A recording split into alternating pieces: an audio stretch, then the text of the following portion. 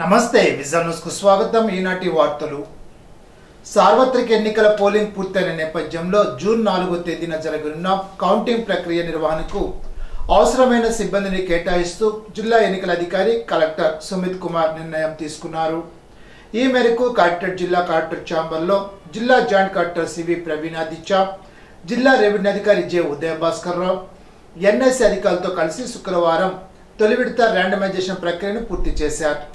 Narsapuram parliament assembly నియోజకవర్గాల ఈవీఎంలు, postal బ్యాలెట్లు లెక్కించేందుకు పర్యవేక్షించేందుకు గాను కౌంటింగ్ సూపర్వైజర్లు, కౌంటింగ్ అసిస్టెంట్లు, మైక్రో అబ్జర్వర్లు కలిపి 859 మంది అవసరం కాగా రిజర్వ్ సిబ్బందిని కూడా కేటాయిస్తూ మొత్తం 955 మందికి సంబంధించిన ర్యాండమైజేషన్ నిర్వహించారు. వారిలో కౌంటింగ్ సూపర్వైజర్లు 292 మంది కాగా కౌంటింగ్ అసిస్టెంట్లు 346 మంది, మైక్రో అబ్జర్వర్లు 317 మంది ఉన్నారు. ఓట్ల లెక్కింపు ప్రక్రియను కౌంటింగ్ సూపర్వైజర్లు, కౌంటింగ్ సహాయకులు అత్యంత బాధ్యతతో నిర్వహించాలని జిల్లా కలెక్టర్, జిల్లా ఎన్నికల అధికారి సుమిత్ కుమార్ తెలిపారు. శనివారం భీమవరం హోటల్ ఆనందన్ కాన్ఫరెన్స్ హాల్లో కౌంటింగ్ సూపర్వైజర్లు, కౌంటింగ్ అసిస్టెంట్లకు నిర్వహించిన శిక్షణా కార్యక్రమంలో జిల్లా ఎన్నికల అధికారి సుమిత్ కుమార్ 7 నియోజకవర్గాల రిటర్నింగ్ అధికారులతో కలిసి పాల్గొన్నారు. ఈ సందర్భంగా జిల్లా ఎన్నికల అధికారి సుమిత్ కుమార్ మాట్లాడుతూ ఓట్ల లెక్కింపు ప్రక్రియ మొత్తం ఎన్నికల కమిషన్ నిబంధనలకు అనుగుణంగా పూర్తి చేయాల్సి ఉంటుందని అన్నారు. ఓట్ల లెక్కింపు ప్రక్రియలో వివిధ దశలు, పాటించాల్సిన నిబంధనలను, తీసుకోవాల్సిన జాగ్రత్తల గురించి వివరించారు. జిల్లాలోని 7 నియోజకవర్గాలకు 2 కౌంటింగ్ సెంటర్లను ఏర్పాటు చేయడం జరిగిందని అన్నారు. ప్రతి ఒక్కరూ తప్పనిసరిగా తమ గుర్తింపు కార్డును ధరించాలని, అవి లేకపోతే లోపలికి అనుమతించేది లేదని స్పష్టం చేశారు. పోస్టల్ బ్యాలెట్ లెక్కించేటప్పుడు తీసుకోవాల్సిన జాగ్రత్తలు, తొలి విడత లెక్కింపు, మలి విడత లెక్కింపు ప్రక్రియలను వివరించారు. కౌంటింగ్ హాల్లో రిటర్నింగ్ అధికారులదే సర్వాధికారమని, వారే పూర్తిగా నిర్ణయాలు తీసుకుంటారని చెప్పారు. మే 24న మొదటి ర్యాండమైజేషన్ పూర్తి చేసి సిబ్బందికి కౌంటింగ్ విధులను కేటాయించడం జరిగిందని తెలిపారు. రెండో ర్యాండమైజేషన్ జూన్ 2, మూడవ ర్యాండమైజేషన్ జూన్ 4 ఉదయం నిర్వహించి టేబుల్స్ వారీగా సిబ్బంది కేటాయింపు జరుగుతుందని తెలిపారు. Elections are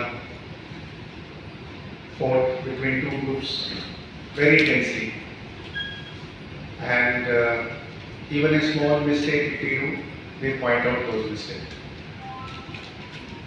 So now we are entering into crucial phase of counting, and counting is also a statutory process. So there are 3-4 designations in the counting hall. So one is the returning officer, other is a assistant returning officer, third one is a counting supervisor, fourth is counting assistant, fifth micro observer, sixth counting agent. Okay, so these are the 5-6 people. Then where counting center will enter up start, and then they will whatever Election Commission of India guidelines for under counting start chesta. So today yesterday we did the first randomization. Gazetted, all the gazetted officers have been taken into consideration. All sector officers have been taken into consideration. All senior officials, senior HMs, senior lecturers, and other staff members have been taken into consideration while we did the randomization. So today we are doing a workshop. Then there will be one training by the house, probably on Monday. And second training will happen on 2nd of June. We are having a counting on 4th. Okay. So there are some important guidelines so that you all are aware what we need to do. If we are aware about it, we will be able to conduct counting without any problem. There will be no doubt in anybody's mind. And మీకు మీ role ఏముంటుంది, మీకు ఆ clarity వచ్చేస్తుంది. Okay, so with this objective we will start this interaction program, and we have given this notes to you the whole. This time what probably some of you might have done duty last time. Now this time Election Commission very strict discipline inside the counting. Second randomization means మీకు ఏ constituency allot అవుతుంది, మీరు ఏ కాన్స్టిట్యుయెన్సీలో వెళ్ళి పనిచేస్తారు, ఇది second మీకు తెలుస్తుంది. అణగారిన వర్గాల అభ్యున్నతికి కార్మిక హక్కుల సాధనకు జీవితాంతం కృషి చేసిన మహోన్నత వ్యక్తి ఎంవిఎన్ కబర్ది ఆశయ సాధన లక్ష్యంగా సిపిఐ శ్రేణులు పనిచేయాలని సిపిఐ పశ్చిమ గోదావరి జిల్లా కార్యదర్శి కోనాల భీమారావు కోరారు. సిపిఐ ఉద్యమ నేత కార్మికోద్యమ నాయకులు ఎంవిఎన్ కబర్ది 43వ వర్ధంతి సందర్భంగా శనివారం భీమవరం శ్రీనివాస థియేటర్ సెంటర్లో సిపిఐ స్తూపం వద్ద కబర్ది చిత్రపటానికి భీమారావు పూలమాల వేసి నివాళులర్పించారు. సామాజిక ఆర్థిక అసమానతలు లేని సమాజన స్థాపనే లక్ష్యంగా కబర్ది పనిచేశారని అన్నారు. ప్రైవేటు వ్యక్తుల ఆధీనంలో నడుస్తున్న ప్రజా రవాణా రంగాన్ని జాతీయం చేయాలని కోరుతూ కబర్ది చేపట్టిన ఉద్యమం ఫలితంగానే ఆర్టీసీ జాతీయకరణ జరిగిందని అన్నారు. నేడది ఒక ప్రభుత్వ రంగ సంస్థగా కొనసాగుతోందని అన్నారు. తాడేపల్లిగూడెంలో వేలాది నిరుపేదల ఇళ్లకు స్థలాలు కల్పించిన ఘనత కబర్దీకే దక్కుతుందని అన్నారు. కార్మికులను సంఘటితపరిచి జిల్లా రాష్ట్ర వ్యాప్తంగా అనేక కార్మిక సంఘాలు నిర్మించి కార్మిక హక్కుల సాధనకు పూనుకున్నారని తెలిపారు. తుది శ్వాస విడిచే వరకు తాము నమ్మిన కమ్యూనిస్టు ఆశయ సాధన లక్ష్యంగా పనిచేసిన ధన్యజీవి కబర్ది అంటూ నివాళులర్పించారు. సిపిఐ భీమవరం పట్టణ కార్యదర్శి హెచ్ రంగారావు, రూరల్ మండల కార్యదర్శి ఎం సీతారాం ప్రసాద్ తదితరులు కబర్ది చిత్రపటానికి పూలమాలలు వేసి నివాళులర్పించారు.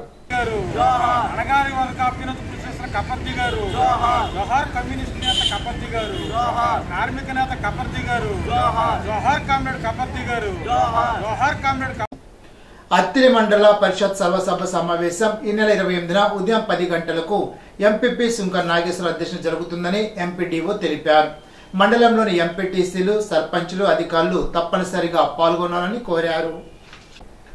అత్తిలి శాఖ గ్రంథాలయంలో నిర్వహిస్తున్న వేసవి శిక్షణలో భాగంగా విద్యార్థులకు చిరుధాన్యాలు, మిల్లెట్స్ పై అవగాహన కార్యక్రమాన్ని నిర్వహించారు. రిటైర్డ్ తహసీల్దార్ ఆర్వి సత్యనారాయణ మెరుగైన ఆరోగ్యం కోసం చిరుధాన్యాలు ఎంతో ఉపయోగపడతాయని అన్నారు. రిసోర్స్ పర్సన్ కె కోమలి రక్తహీనత నివారణకు చిరుధాన్యాలు ఉపయోగపడతాయని తెలిపారు. పి వెంకటేశ్వరరావు, గ్రామీణ గ్రంథాలయాధికారి దానకృష్ణ, ఎం శ్రీదేవి, గ్రంథాలయాధికారి డి కృష్ణారావు తదితరులు పాల్గొన్నారు. అత్తిలి మండలం ఈడూరులో గల వరాల వెంకటేశ్వర వారి ఆలయంలో శనివారం సందర్భంగా స్వామివారికి సుప్రభాత సేవ, తోమాల సేవ, విశేష అర్చనలు ఆలర్చకుడు వాడపల్లి శేఖరాచార్యుల ఆధ్వర్యంలో నిర్వహించారు. పలు ప్రాంతాల నుండి భక్తులు పెద్ద సంఖ్యలో స్వామివారిని దర్శించుకున్నారు. ఆలయ కమిటీ ఆధ్వర్యంలో భక్తులకు అన్నదానం జరిపారు. మున్సిపల్ స్కూల్ స్వీపర్స్ గత అనేక నెలలుగా పెండింగ్ వేతనాలు ఇవ్వడంపై సిఐటియు మండల కమిటీ హర్షం వ్యక్తం చేసింది. శనివారం ఈ మేరకు ఒక ప్రకటన విడుదల చేసింది. ఈ సందర్భంగా సిఐటియు మండల అధ్యక్షులు ఎన్ ఆదినారాయణ బాబు, కార్యదర్శి గుబ్బల గోపి, సిఐటియు జిల్లా కార్యదర్శి పివి ప్రతాప్లు మాట్లాడుతూ మున్సిపల్ స్కూళ్లు గవర్నమెంట్లోకి మార్పు చేయడం వల్ల గత 14 నెలలుగా స్వీపర్లకు వేతనాలు లేవని అన్నారు. ఎన్నోసార్లు ఆందోళన చేయగా ప్రభుత్వం స్వీపర్లకి మున్సిపాలిటీ నుండి ఇవ్వమని జీవో రూపంలో ఉత్తర్వులు ఇచ్చిందని అన్నారు. ఇప్పుడు ప్రస్తుతం 10 నెలల వేతనాలు అధికారులు ఇచ్చారని తెలిపారు. స్కూల్ స్వీపర్లకి పెరుగుతున్న ధరలకు అనుగుణంగా వేతనాలు పెంచాలని డిమాండ్ చేశారు. ఈ రోజుల్లో నెలకు 4,000 రూపాయలు ఏమాత్రం చాలదని అన్నారు. ప్రతి నెల స్వీపర్లకు బ్యాంకులో జమ చేయాలని డిమాండ్ చేశారు. స్వీపర్లకి వేతనాలు ఇచ్చిన అధికారులకు ధన్యవాదాలు తెలిపారు. పోరాడితే ఎలాంటి సమస్య అయినా పరిష్కారం అవుతుందని తెలిపారు. కార్యక్రమంలో సిఐటియు సీనియర్ నాయకులు గార రంగారావు, శారద, సచివతి, రత్నం, బంగారమ్మ, వరలక్ష్మి తదితరులు పాల్గొన్నారు. తణుకు ఎస్కేఎస్డి మహిళా కళాశాలలో ప్లేస్మెంట్ సెల్, బనియన్ టెక్నాలజీ వారు సంయుక్తంగా నిర్వహించిన ప్రాంగణ ఎంపికల్లో కళాశాలకు చెందిన 48 మంది విద్యార్థులు ఎంపికైనట్లు ప్రిన్సిపాల్ కాటూరు రామకృష్ణ తెలిపారు. వారికి వార్షిక ఆదాయం 2,40,000 అని, చెన్నై, హైదరాబాద్ లో విధులు నిర్వర్తించాల్సి ఉంటుందని తెలిపారు. ఎంపికైన విద్యార్థులను ప్రిన్సిపాల్ రామకృష్ణ, కరస్పాండెంట్ చిట్టూరి సత్య ఉషారాణి, సంయుక్త కార్యదర్శి Chitturi Venkatakrishnarao, placement officer U Lakshmi Sundaribai, అధ్యాపకులు అభినందించారు.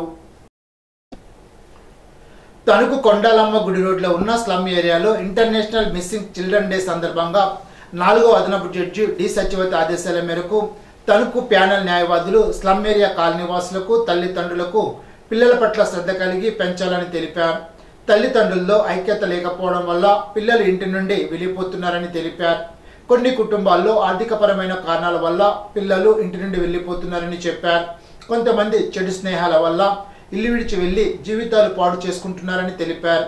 తల్లిదండ్రులు పిల్లల ప్రవర్తనను ఎప్పటికప్పుడు పరిశీలించాలని వారు అన్నారు.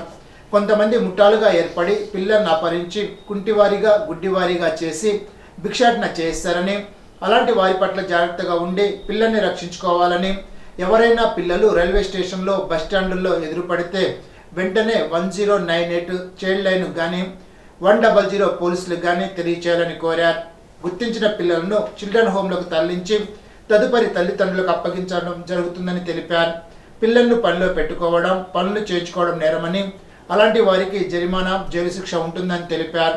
న్యాయవాదులు ఏ అజయ్ కుమార్, టి సత్యనారాయణరాజు, ముప్పిడి సుబ్బయ్య, కౌరు వెంకటేశ్వర్లు పాల్గొన్నారు.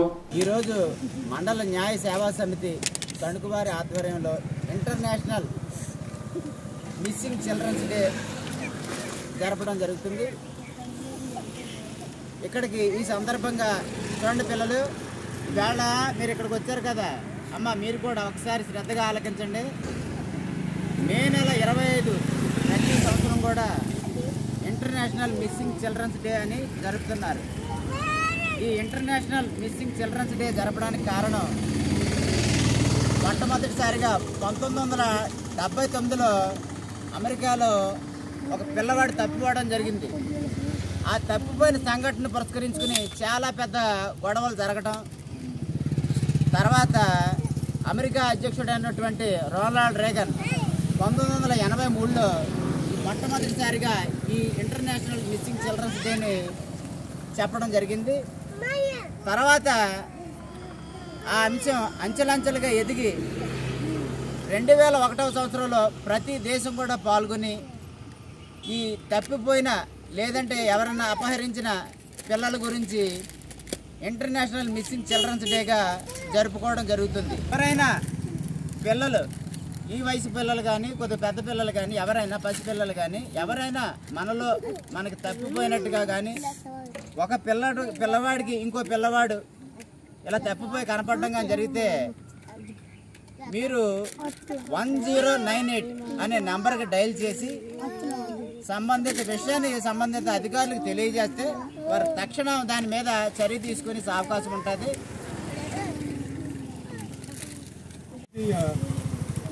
బాలికల మిస్సింగ్ దినోత్సవం అంటే మిస్సింగ్ అయిపోయిన పిల్లల గురించి ప్రభుత్వాలు పట్టించుకునే దినోత్సవం.